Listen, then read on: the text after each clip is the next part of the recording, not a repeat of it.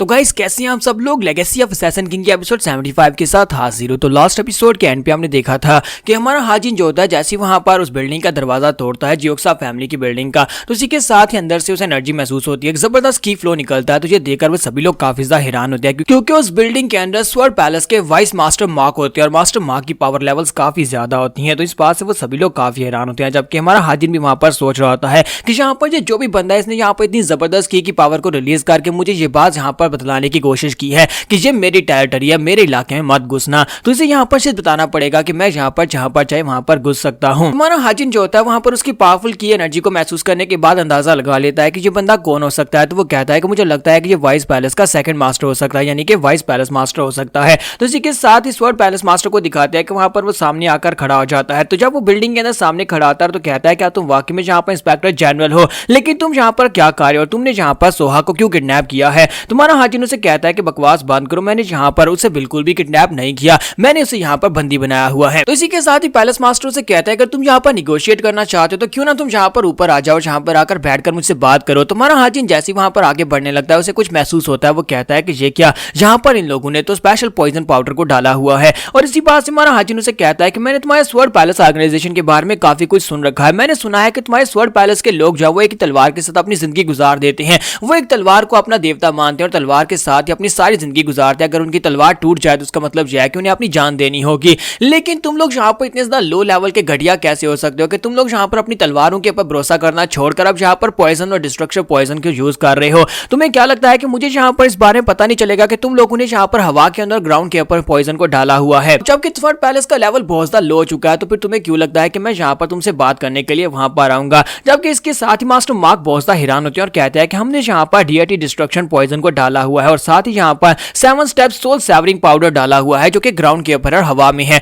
यहाँ पर जैसे ये लड़का अंदर अपना कदम रखेगा इसी के साथ ही पॉइजन इसकी बॉडी के अंदर चला जाएगा, लेकिन इसे पता कैसे चला। और इसी के साथ ही उसे कहता है कि तुम यहाँ पर इंस्पेक्टर जनरल बनकर आए हो लेकिन सिर्फ और सिर्फ बकवास करना जानते हो। क्या तुम सिर्फ और सिर्फ वहीं पर खड़े रहकर बकवास करना चाहते हो या फिर मैं यहीं पर से तुम्हें अपनी मार्शल आर्ट्स दिखा दूं। क्या तुम यहाँ पर मुझे अपने मार्शल आर्ट्स के स्किल नहीं दिखाना चाहोगे। तुम्हारा हाजिन उसे कहता है क्या तुम मेरे मार्शल आर्ट्स के स्किल वहीं पर से खड़े होकर देखना चाहते हो, क्या तुम्हें लगता है कि तुम यहाँ पर नीचे नहीं आ सकते। और इसी के साथ ही मास्टर मार्क उसे कहते हैं हाँ क्यों नहीं, मैं तुम्हें यहीं पर से अपने स्किल्स दिखा सकता हूँ। और इसी के साथ ही वो अपनी तलवार निकालता है और स्वर्ड ऑरा को रिलीज करता है। तो हाजिन को भी समझ आ जाती है कि ये अटैक बहुत सा पावरफुल होने वाला है। और इसी के साथ ही मास्टर मॉक अपनी तलवार को सामने की तरफ करते हैं, वहां पर एक स्पेशल टेक्निक जिसे शेपलेस स्वर्ड पाथ कहते हैं उसके साथ अटैक करते हैं, यानी कि वो शेपलेस होती है लेकिन वो बुलेट की तरह शूट होती है और सामने की तरफ आगे बढ़ती है। डोंगपिल चलाकर कहता है कि यंग मास्टर ये बहुत ज्यादा खतरनाक है, प्लीज पीछे हट जाए, लेकिन पीछे हटने का वक्त नहीं होता। वहां पर एक जबरदस्त धमाका होता है। डोंगपिल को दिखाता है कि डोंगपिल जो होता है उस शेपलेस की वजह से बहुत ही दूर जाकर गिरता है, सामने की तरफ देख रहा होता है। जबकि इसी के साथ ही मास्टर मार्क भी काफी हैरान होता है क्योंकि वो इस बात से हैरान हो रहा था कि हाजिन वहां पर बिल्कुल सेफ होता है, उसे थोड़ा बहुत नुकसान पहुंचा होता है, कुछ इंटरनल इंजरीज होती हैं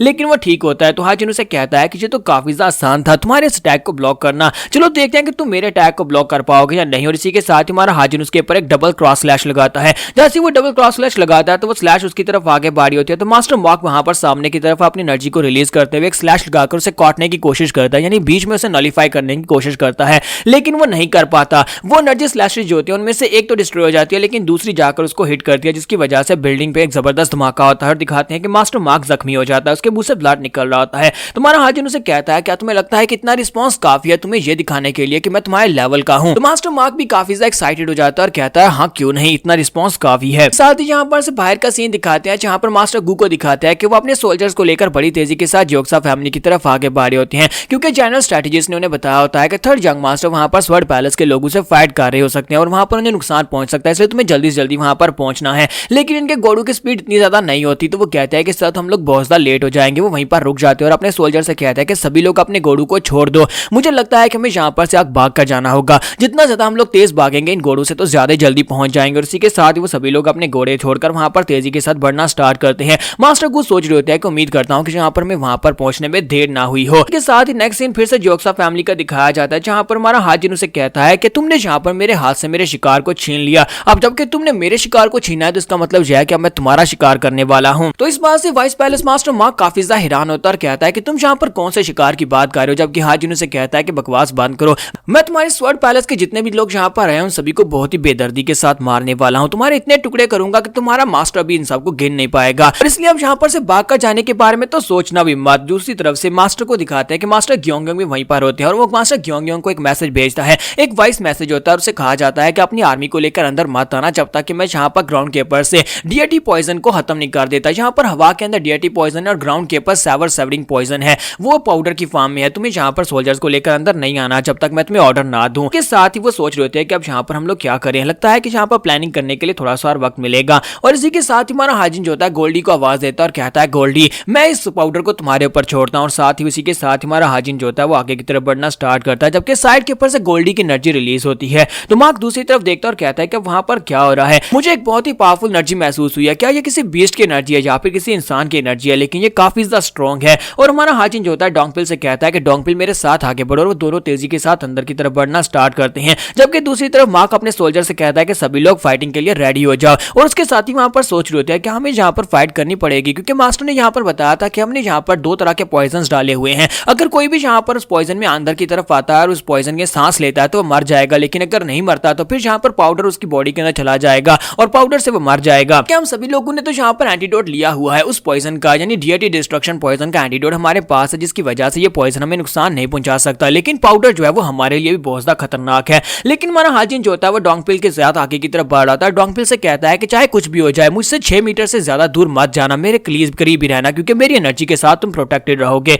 और इसी के साथ ही वो तेजी के साथ आगे बढ़ रहे होते हैं, जबकि मास्टर मार्क कहता है कि बेवकूफो तुम लोग यहाँ पर सीधे अपनी कब्र में आगे बढ़ रहे हो। इसी के साथ ही मास्टर मार्क वहां पर एनर्जी को रिलीज करते हुए उनके पर फिर से एक स्लैश लगाता है और स्लैश काफी ज्यादा पावरफुल होती है। जबकि हमारा हाजिन कहता है कि लोजी हमारे जाल में फंस गया। और इसी के साथ ही जैसे वहां पर एनर्जी को रिलीज करता है तो हमारा हाजिन भी आगे से एनर्जी को रिलीज करता है और उसके स्ट्राइक के साथ अपनी स्ट्राइक को टकराता है। दोनों की स्ट्राइक्स जब आपस में टकराती है तो एक जबरदस्त एनर्जी ब्लास्ट होता है। उस एनर्जी ब्लास्ट के साथ बहुत ही जबरदस्त हवा का झोंका पैदा होता है, जिसकी वजह से उनके आसपास काफी बड़े रेडियंस में जितना पाउडर होता है और साथ में जितनी हवा पॉइजनस होती है वो सारी की सारी डिस्पर्स हो जाती है। यह देखने के बाद वाइस पैलेस मास्टर काफी ज्यादा हैरान होता है और कहता है कि ये कमीना जानबूझकर मुझे यहाँ पर गुस्सा दिला रहा था ताकि मैं इसके ऊपर अटैक करूं। इसने यहाँ पर अपने अटैक को मेरे अटैक के साथ टकराकर जबरदस्त ब्लो पैदा किया, जिसकी वजह से हवा निकली और हवा के साथ यहाँ पर पॉइजन और पाउडर दोनों यहाँ पर से उड़कर पीछे हट गए हैं। हाजिन वहां पर उसके मुंह से ब्लड निकल रहा था। हाजिन कहता है कि मेरी बॉडी के अंदर काफी सारी इंटरनल इंजरीज हो गई है इस पॉइजन की वजह से, क्योंकि ये पॉइजन जो है यानी डीएटी डिस्ट्रक्शन पॉइजन जो है ये काफी ज्यादा हैवी और मेरी बॉडी के अंदर जा रहा है। मैं अपनी एनर्जी के साथ यहाँ पर इसको बाहर नहीं निकाल पा रहा,